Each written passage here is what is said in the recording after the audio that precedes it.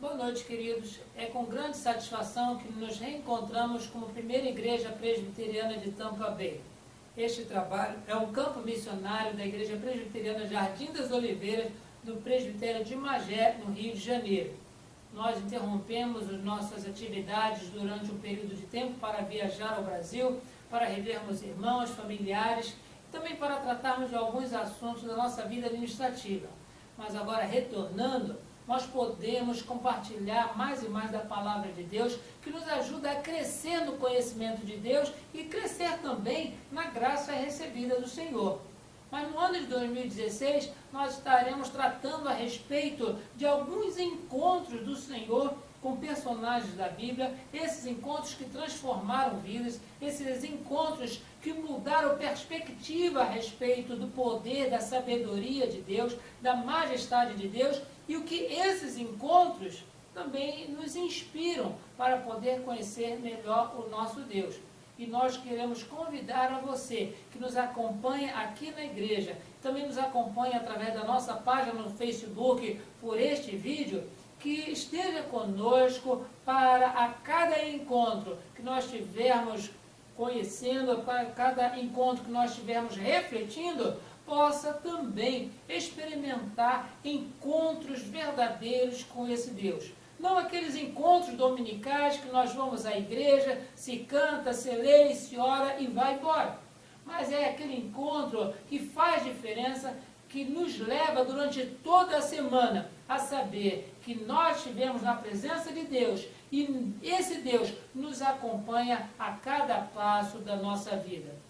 E nesta oportunidade, nós gostaríamos de iniciar a nossa série de reflexões a respeito de encontros de Deus com personagens da Bíblia, lendo no livro do Gênesis, o primeiro livro da Bíblia, no capítulo 3, a respeito de um encontro diferente que o Senhor teve com o ser humano por ele criado. Eu convido para que você abra a sua Bíblia e vamos reler esse texto que fala a respeito da queda do homem. Gênesis, capítulo 3, a partir do verso 1. E diz assim o texto: Mas a serpente, a mais sagaz de todos os animais selváticos que o Senhor tinha feito, disse à mulher: É assim que Deus disse, não comereis de toda a árvore do jardim?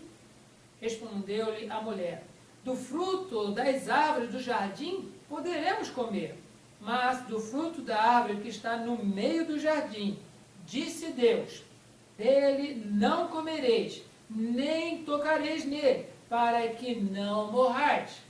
Então a serpente disse à mulher: É certo que não morrereis, porque Deus sabe que no dia em que dele comerdes, vos abrirão os olhos e, como Deus, sereis conhecedores do bem e do mal. Vendo a mulher que a árvore era boa para se comer, agradável aos olhos e a árvore desejável para dar entendimento, tomou-lhe do fruto e comeu e deu também ao marido, e ele comeu.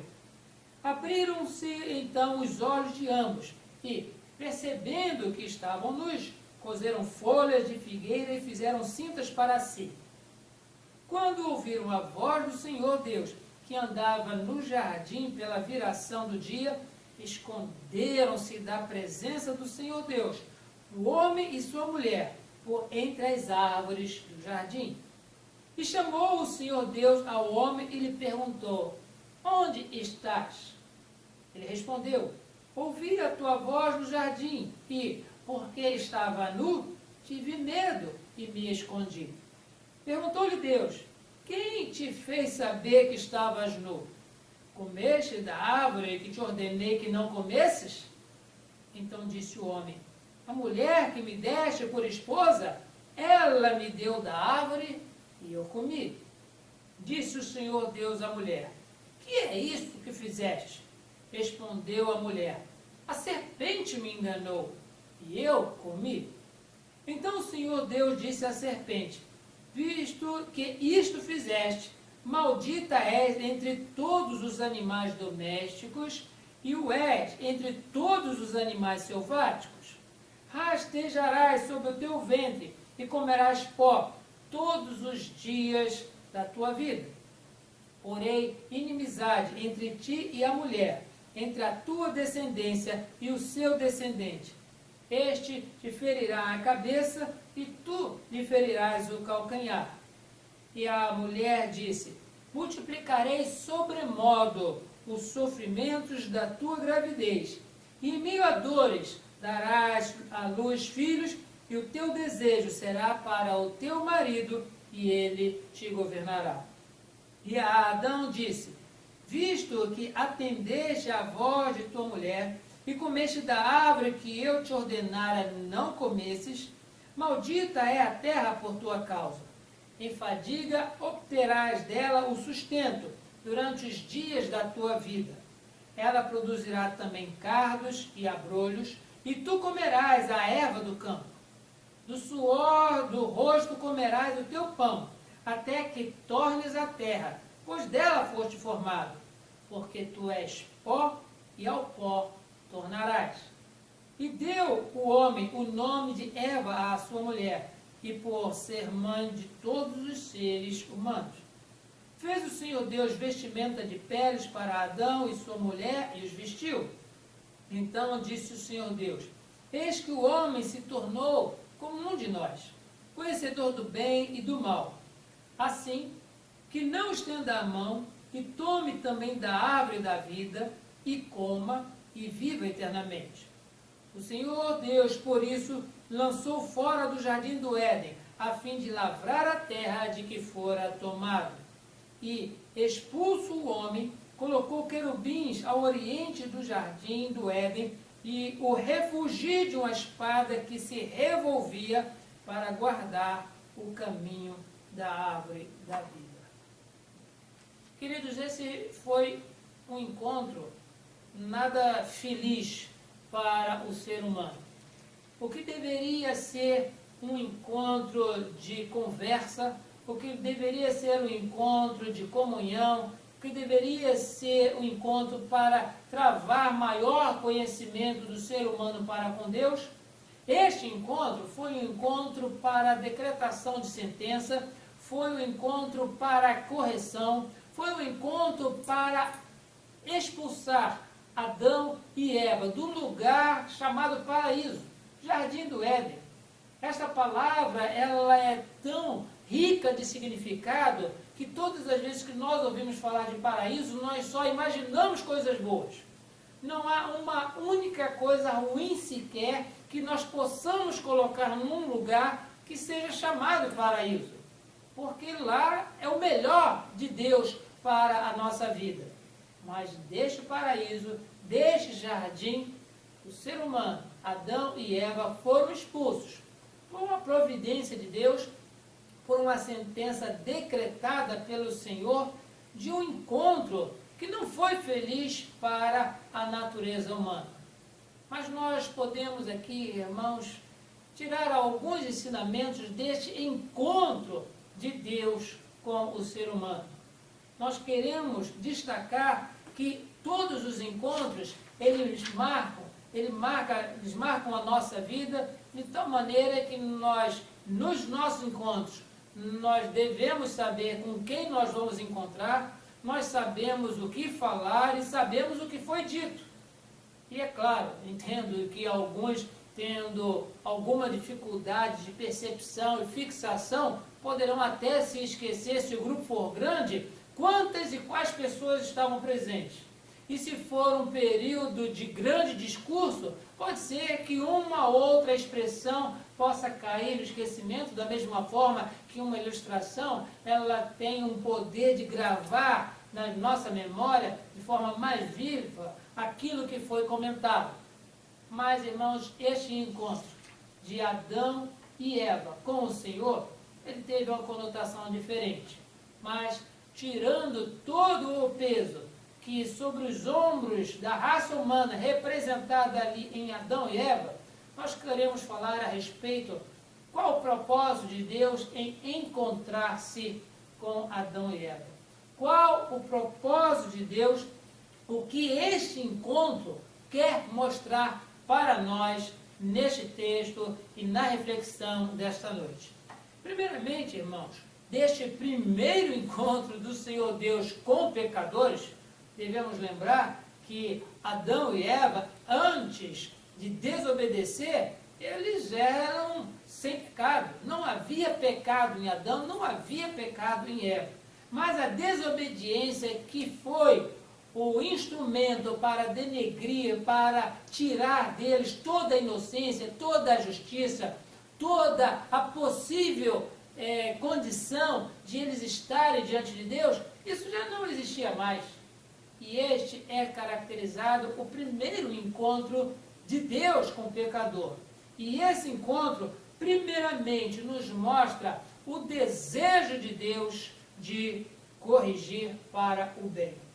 E nós podemos observar isso, queridos, que um dos atributos incomunicáveis do Senhor é a sua onisciência. Junto com essa onisciência, ou seja, aquele que sabe de todas as coisas, também nós observamos um outro atributo de Deus, um atributo incomunicável, chamado onipresença, ou seja, está em todos os lugares. Logo, entendemos que Deus sabia o que tinha ocorrido, Deus estava presente quando aconteceu, mas da mesma forma que um pai, por mais recomendações que dê ao seu filho ou à sua filha menor, de algum momento o pai ou a mãe se afasta e fica observando para ver se o seu filho ou sua filha estarão se comportando ou estarão seguindo os ensinamentos. Deus, ele deu esta impressão, deu a Adão e para Eva esta sensação de que Deus não está aqui perto de nós, nós podemos fazer aquilo que nós bem entendermos, inclusive desobedecer se nós entendermos assim. Porque até então, Adão e Eva, eles tinham o livre-arbítrio para obedecer ou desobedecer a Deus. Adão e Eva, eles tinham o livre-arbítrio para escolher estar na presença de Deus ou escolher seguir os seus desejos ou atender à tentação que a serpente sugeriu e voltar as costas para Deus. E uma vez tendo escolhido a desobediência, uma vez tendo escolhido ficar contrário à vontade de Deus, o livre-arbítrio, ele cessou na humanidade quando se fala de voluntariamente estar na presença de Deus. Já que o pecado de Adão e Eva, ele foi passado por geração ordinária a todos os seus descendentes. Todos os descendentes de Adão e Eva, eles já nascem com a natureza pecaminosa, o que os impede de exercer algo chamado livre-arbítrio para procurar a Deus, livre-arbítrio para buscar a presença de Deus. Por isso aqui, uma vez não havendo esse livre-arbítrio, eis que o Deus onisciente, o Deus onipresente, é Ele que vem e aparece para encontrar-se com o pecador. E esse encontro mostra o desejo de Deus de corrigir para o bem. A santidade de Deus impede que ele coabite com o pecador, impede que o pecador habite com o próprio Deus. A santidade e a pureza, a justiça de Deus precisa ser cumprida, uma vez que é da sua própria boca que ele diz que no dia em que comeres do fruto que eu disse para não comer, certamente morrereis. Isso está no capítulo 2, nós observamos no capítulo 2, verso 17, mas da árvore do conhecimento do bem e do mal não comerás, porque no dia em que dela comer, certamente morrerás. A justiça de Deus exige que o que ele faz se cumpra. Mas nós observamos, irmãos, que Deus, ele aparece na viração do dia, diz assim: quando ouviram a voz do Senhor Deus que andava no jardim pela viração do dia, esconderam-se da presença do Senhor Deus, o homem e sua mulher, por entre as árvores do jardim. Verso 8 do capítulo 3. Como se fosse possível se esconder de Deus. Se nós lembrarmos o que o salmista compôs no Salmo de número 139, é impossível fugir da presença de Deus. Se alguém tenta se esconder no abismo, lá está o Senhor. Se ele procurar o monte mais alto, lá o Senhor também estará. Não se pode se esconder da presença de Deus. E as perguntas que o Senhor faz nesse encontro são perguntas didáticas, são perguntas de um pai para o seu filho, e diz: Adão, onde é que você está? Deus sabe de todas as coisas. Deus está presente em todos os lugares. E essa pergunta foi no sentido de mostrar a Adão o quanto ele estava errado e o quanto ele perdeu, juntamente com sua esposa Eva, ao desobedecerem ao Senhor, ao escolherem, ao optarem por comer do fruto, pela sua aparência, pela forma desejável que era o fruto e pela tentação da serpente. Eles escolheram ficar longe desse Deus, mas é Deus que vem ao encontro de Adão, vem ao encontro do pecador, vem ao encontro de Eva, vem ao encontro daquela que comeu do fruto e deu ao seu marido, e conversa com um, e conversa com o outro, e ele, a partir daí, nosso Deus, ele começa a proferir a sua sentença para a serpente, para a mulher e para o homem também. Outra coisa, irmãos, que este encontro de Deus com o pecador, esse encontro de Deus com Adão e Eva, que já não eram tão inocentes assim, diz o texto que eles passaram a ser como aqueles que conhecem o bem e o mal.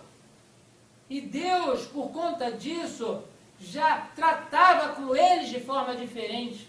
Mas esse encontro mostra que uma vez aqueles que conhecem o pecado, que vivem do pecado, aqueles que têm a malícia já no seu coração, esse encontro mostra que mesmo diante de Deus, o pecador, ele tenta dissimular ou se auto-justificar. Isso acontece, irmãos, na nossa vida, regularmente, em todas as circunstâncias. Não estou mencionando a respeito somente de Deus, mas na nossa casa, ou nós sendo filhos, ou nós sendo pais, nós sabemos que quando os nossos filhos, ou nós mesmos, quando estávamos na idade deles, quando éramos apanhados naquilo que era errado, procurávamos nos justificar, procurávamos, por certo, colocar também a responsabilidade em outros. Isso é algo que já está enraizado na natureza humana. Nós temos muita dificuldade de citar em número de 5, como os dedos na nossa mão, a quantidade de pessoas que, uma vez apanhado no seu delito, confessa voluntariamente. As pessoas vão procurar todo tipo de subterfúgio, vão procurar dissimular a sua culpa. E esse encontro mostra que uma vez o pecador diante de Deus, mesmo entendendo que ele é onipresente, mesmo entendendo que ele é onisciente, ele vai dissimular.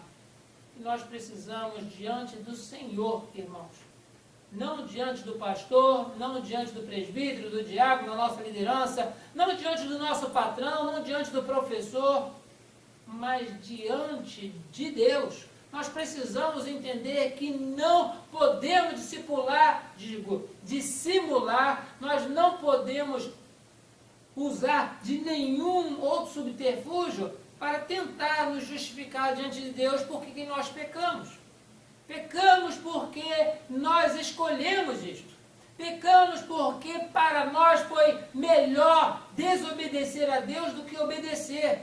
Pecamos porque aquilo que nos estava diante dos olhos era mais atraente do que a glória que virá no futuro. Glória a nós reservada no porvir. As moradas que o Senhor Jesus Cristo prometeu aos seus no capítulo 14 do Evangelho de João, isso para nós tem de ser sempre melhor do que as oportunidades e todas as tentações que o inimigo nos oferece. Mas esse encontro, irmãos, mostra que além do Senhor comparecer ou se encontrar com o pecador, no intuito de corrigi-lo para o bem, esse encontro também mostra que pecadores, eles não só dissimularam no Éden, mas continuam dissimulando agora. Continuam usando de desculpas diante de Deus para se justificar pelo erro que cometem. Nós precisamos entender, irmãos, que esse encontro com Adão e Eva, ele continua hoje na minha vida, continua na sua vida. Não é por outro motivo que a epístola de João, no capítulo 1, a partir do verso 5, primeira epístola, a partir do verso 5, diz que nós devemos, diante de Deus, nos confessar pecadores. E diz-nos assim também o apóstolo, que aquele que diz que não comete pecado, chama Deus de mentiroso. E aquele que comete pecado, ele não está andando na luz. Pelo contrário, ele continua se agradando mais das trevas. Mas João, ele diz, se confessarmos os nossos pecados, ele é fiel e justo para nos purificar dos pecados, para nos justificar e nos tirar todo o peso que anda nos prendendo, todo o peso que nos anda ligados ao pecado. Sim, queridos, o Senhor, ele é justo para nos perdoar os pecados e nos purificar de toda a injustiça. Devemos, irmãos, nesse encontro, lembrar disso. O Senhor sabe que nós pecamos. O Senhor estava presente quando nós cometemos o pecado. Mas é Ele que vem ao nosso encontro para nos corrigir. E uma vez tendo esse encontro com o Senhor, não dissimulemos, mas confessemos os nossos pecados. Falemos com Deus claramente, dizendo, Senhor, eu errei. Não esperemos ficar naquela condição do filho mais novo da parábola do pródigo, escrita lá no Evangelho de Lucas, no capítulo 15, de que somente depois do país onde aquele jovem estava, passar por uma fome, e ele não ter o que comer, os seus amigos sumiram depois que acabou o dinheiro dele, os amigos sumiram. E ele foi procurar lugar para trabalhar, só conseguiu lugar para trabalhar com uma pessoa que cuidava de porcos. E lá a comida dos porcos era melhor do que a comida dos empregados. Porque diz o texto que ele desejava comer das bolotas, desejava comer das alfarrobas dos porcos e nem isso lhes dava. Por isso lá naquele lugar de tristeza, de cheiro ruim, de coisas desagradáveis, lá ele disse consigo mesmo, eis que me levantarei, irei ter com meu pai e lhe direi, Pai, pequei contra os céus e diante de ti. Não devemos esperar, irmãos, que chegue nessa condição para nós declararmos para Deus, Senhor, fui eu que errei, não foi a mulher que tu me deste, Senhor, fui eu que errei, não foi a serpente que me induziu a comer do fruto, eu pequei. Se confessarmos os nossos pecados, Ele é fiel e justo para nos perdoar os pecados e nos purificar de toda a injustiça. Outra coisa, irmãos, que nos mostra esse encontro de Deus com pecadores no Éden, é que também a providência divina é o único caminho para a vida.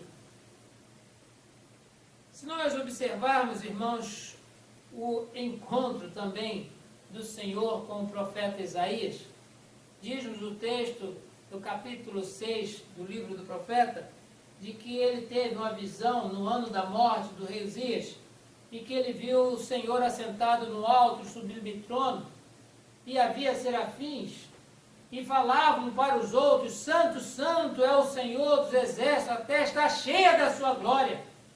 E quando Isaías tem aquela visão, ele cai e se diz, ai de mim que estou perdido, porque os meus olhos viram ao Senhor, porque eu sou um homem de lábios impuros e habito no meio de um povo de puros lábios. Eu estou perdido.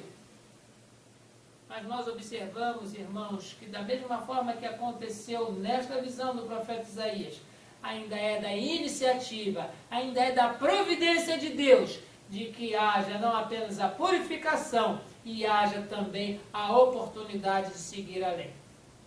Adão e Eva foram expulsos do Éden. Mas antes disso, aqueles que outrora, pecadores, se escondendo no meio das árvores, ouvindo a voz do Senhor, coseram para si folhas de figueira para cobrir a sua nudez. Agora, pela providência de Deus, pela iniciativa de Deus, eles são vestidos com pele de animal, porque o próprio Deus é Ele quem faz essa vestimenta, e é Ele quem veste Adão e Eva. No verso 21 do capítulo 3, nós relemos isto. Fez o Senhor, não foi Adão e não foi Eva, fez o Senhor vestimenta de peles para Adão e sua mulher e os vestiu. Aqui, irmãos, implicitamente, é de comum acordo entre os teólogos que houve aqui a primeira morte vicária para a vida do pecador. A palavra vicária significa aquele que substitui. Lembrem que no capítulo 2, no verso 17, Deus disse: no dia que comeres, certamente morrereis. Mas aqui, um animal que a Bíblia não indica que tipo de animal era esse, não fala qual é a sua estatura, qual é o seu tamanho, não fala nem nenhuma característica, mas diz que um animal inocente, que não tinha nada a ver com a situação da culpa de Adão e Eva, é ele que tem o seu sangue derramado, é ele que tem a sua vida ceifada, para que a sua pele se fizesse roupas para Adão e Eva. E quem fez isso? Deus. Deus usou um substituto para Adão. Deus usou um substituto para Eva. E cuidou deles, dando-lhes roupa. Mas diz que a consequência do seu ato, Adão, a consequência do seu ato, Eva, vai ainda seguir vocês durante toda a vida da humanidade. É por isso que nós hoje dependemos de vestimenta, dependemos de instalações da nossa casa, dependemos de transporte, dependemos de um bocado de coisa, porque é isto que de herança nós recebemos dos nossos primeiros pais. Esse encontro mostra um desejo de Deus de buscar o pecador e corrigir para o bem. Esse encontro mostra o quanto que mesmo Deus procurando o pecador, ainda se ouvem desculpas, ainda se ouve dissimulações para justificar o erro. Mas esse encontro, irmãos, mostra que mesmo com este tipo de procedimento, ainda é a iniciativa de Deus, ainda é providência de Deus, para que haja um caminho para a vida. Sim, queridos, Deus providenciou a morte de um animal inocente. Deus providenciou roupa para Adão e Eva. E disse: olha, o animal morreu, vocês têm a vestimenta feita pela pele desse animal, agora vocês vão cumprir a sentença de correção que eu coloco sobre vocês. Eva terá multiplicadas as dores do seu parto. Em meio a dores darás à luz a filhos. E também quanto a Adão, do suor do teu rosto comerás, e tirarás da erva do campo, porque você vai trabalhar lá até que volte a ser pó, porque do pó foste tornado, e para o pó tornarás. Deus, Ele providencia oportunidades para que nós sempre nos arrependamos e busquemos a sua face. É Ele quem nos procura, é Ele que vem até nós, mesmo sabendo aquilo que nós temos feito, mesmo sabendo aquilo que nós temos falado, mesmo sabendo aquilo que nós temos pensado. É Ele que vem até nós. A iniciativa é de Deus. Enquanto pecador, como Adão e Eva, ouvindo a voz de Deus, tenta se esconder por entre as árvores do jardim, por entre as árvores deste mundo, por entre as árvores da nossa vida agitada, é Deus que vem até nós e pergunta pelo nome: Adão, onde estás? Pergunta sobre o nome de cada um de nós: onde é que você está? E nós precisamos dizer: Senhor, eu estou aqui, estou envergonhado porque eu pequei. Senhor, eu estou aqui, estou envergonhado porque tudo o Senhor me tem dado. E eu tenho escolhido te desobedecer. Eu tenho escolhido virar as costas para ti. Eu tenho escolhido agradar e satisfazer mais os meus desejos do que seguir os teus ensinamentos e obedecer aos teus mandamentos. Sim, queridos, esse encontro mostra também a providência e a iniciativa divina como o único caminho para a vida. No decorrer das nossas meditações neste ano, nós estaremos trabalhando especificamente sobre cada encontro, mas que neste encontro de Deus, primeiro encontro com pecadores, nós possamos aprender para nós mesmos esta lição.